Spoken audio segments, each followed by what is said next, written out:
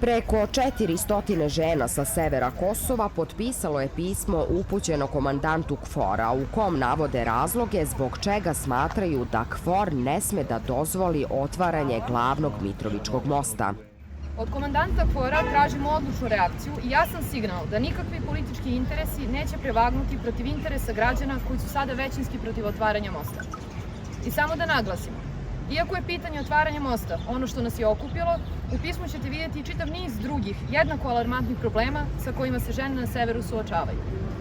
Iako je ovo inicijativa žena sa severa Kosova, želimo da skrenemo pažnju i na činjenicu da se sa većinom ovih problema suočavaju i naše sunarodkinje koje žive na jugu Kosova.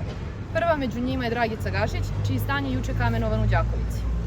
U samo jednom danu ovo pismo je podržalo 415 žena, koje su majke, doktorke, nezaposlene, medicinske radnice, inženjerke, domaćice, psihološkinje, pedagoškinje, umetnice, glumice, novinarke, prosvetne radnice, univerzitetske profesorice, penzionerke, studentkinje i još mnogo toga. Međunarodna zajednica insistira na normalizaciji odnosa između Srba i Albanaca, a nama je svakodnevni život nenormalan, kazala je jedna od potpisnica pisma, građanka Mitrovice Milena Stijović. Ja ću da navedem svoj primjer. Ima muža sa multiple sklerozom i ima majku od 90 godina.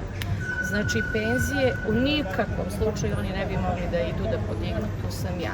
Podižem lek za muža koji je izuzetno skup i koji se predaje samo u bolničkim uslovima.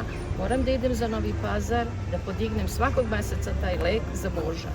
I svaki put strepim, a kad prelazim granicu, da li će da mi oduzmu taj lek, iako imam urednu dokumentaciju medicinsku da je to neophodno za njega.